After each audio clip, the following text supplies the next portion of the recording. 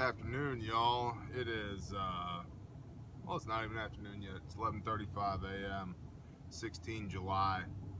I am headed to Dallas to go participate in a brother's podcast, Seth Denson, and the Somewhere in the Middle podcast. So if you're at all into podcasting and you want actual commentary from actual people who are knowledgeable, myself excluded, but he's a very smart guy, about current events and politics and healthcare and investing and just life, I would recommend you go check out the Somewhere in the Middle podcast with Seth Denson.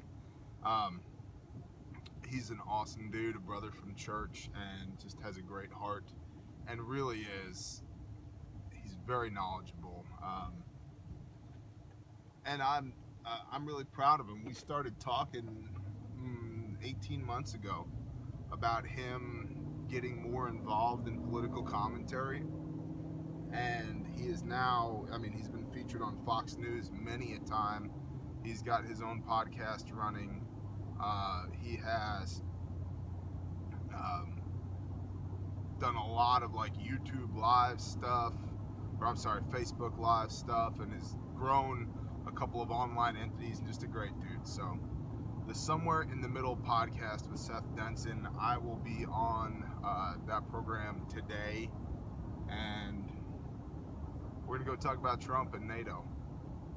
So that's not really what we're here to talk about, though. What we're here to talk about is this concept that the grass is always greener, and it's something that Squid and I were talking about last week, and we alluded to in a little bit in a couple of videos last week.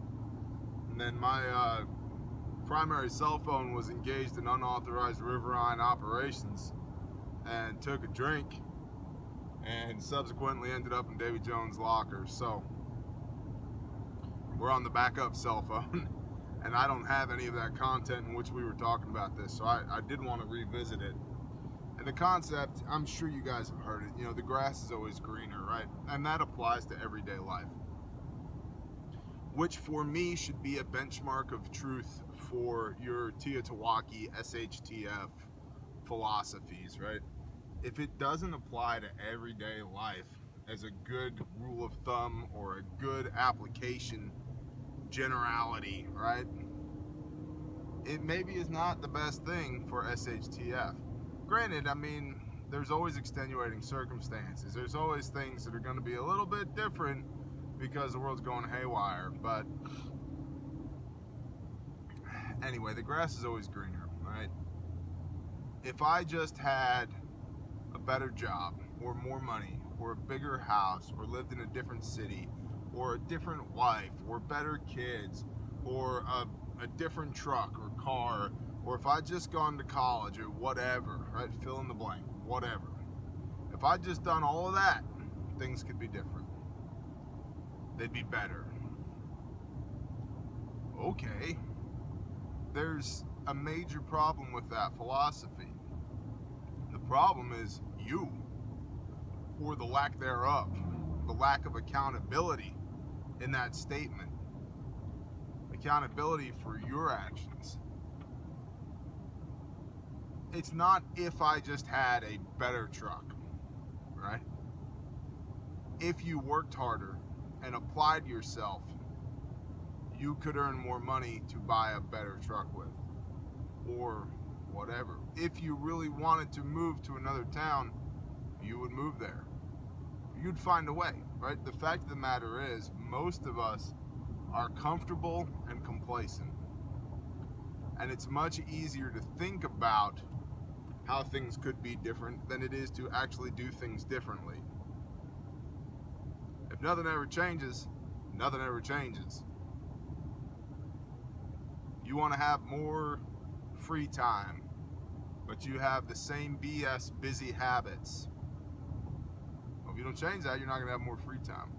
You want to earn more money, but you work the same schedule at the same job with the same level of education and the same level of training.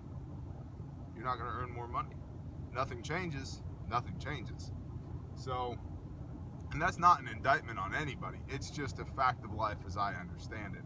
So, this concept of the grass is greener, let's apply that to the SHTF, right? Teotihuacan. The end of the world as we know it, man. Have y'all ever met these preppers? There's certain of them out there, and I've run into them. These people that are waiting for an event because they feel like the grass is greener. They feel like if we could just finally have this societal leveling where they assumedly, whatever that word, become elevated and everybody else is brought down, right? So now we're all equals. Those people are dangerous because, number one, they're fantasizing about what is going to be a terrible thing. And let's just be honest about that. It's going to be a terrible thing. A catastrophic event that causes us to go into full-blown SHTF is by its very definition not going to be a good thing. So to fantasize over that, and we all need to be careful of this because I'm guilty of it in small degrees. There are things in my life where I think, you know what, this would just be so much easier if the world had already ended. Would it? Would it really? I would be very careful about that. And especially the people that fantasize about it full time, all the time. You know, it becomes they're looking at the entire broad spectrum of life, saying it would all be better after a catastrophic event. I don't agree with that, and I think that's a really dangerous mentality, and it's something to look out for. We got a video request from a brother, and we are going to address his question as Squid and Bear probably this evening for Squid and Bear Live Monday Fun Day. But part of the question was, how do I know that I'm recruiting good people into my group? That would be one of the things to look for, is people that are overly anxious for the end of society as we know it. Now, there's a lot of bad things about society right now. And there's a lot of good reasons to come out of Her My People and get out of the cities and into the country, into a less populated area. Even in less populated areas, there's still less than desirable people. There's still people that you need to watch out for. There's people that are nuisances and people that are threats, which being able to discern the difference would behoove you. But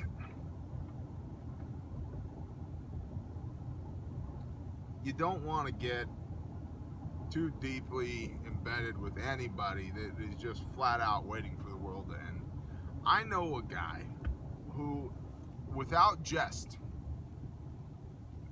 speaking truthfully from his heart, is waiting for the world to end so that he can help repopulate. In his mind, he's thinking him and many, many women repopulating the planet. Legitimately. He is not a member of our mag. In fact, he is on a watch list by everybody in the mag. We literally have people that keep tabs on him to keep him isolated and away from us, and to shut down any progress that he might make with other people as far as forming a group, because he's dangerous. So he is very much so of the grass is always greener mentality. Basically, screw this life, I'm just waiting for the balloon to go up because it's all going to be so much better, and I'm finally going to get to do all the things that I've always wanted to do, but I couldn't do because of the rule of law. You should want nothing to do with those kinds of people. You should keep tabs on them. And as much as you can, you should stifle their ability to create cohesion with other people and create groups and to gain power. And I don't care if that sounds underhanded. That's the way the game is played. I don't want that guy around. And I certainly don't want him around with his own tribe. So we keep him weak and isolated to the best of our ability. But those are people to look out for, and that's an example of somebody who is overly eager for the end of the world as we know it.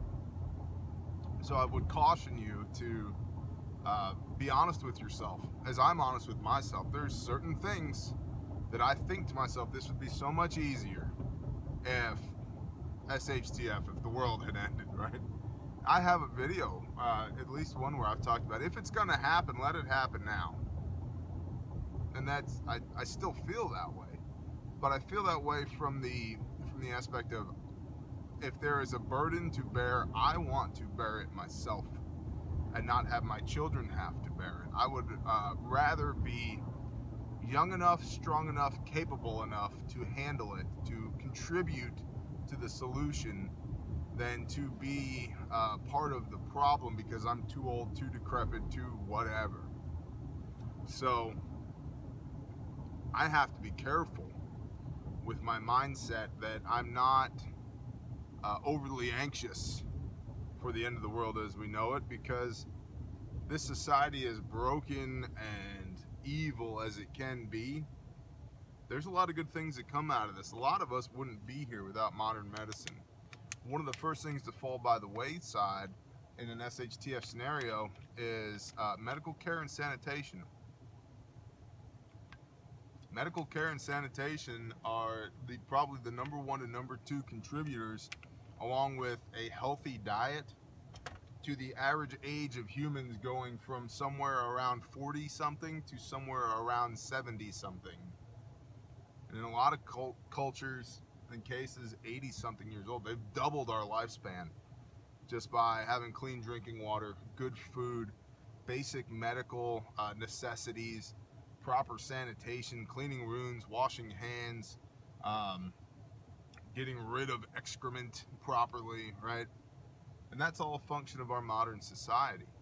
So the fact that we can do this is a function of our modern society. So if that goes away, you know, we benefit from it. So don't be too anxious to see it go.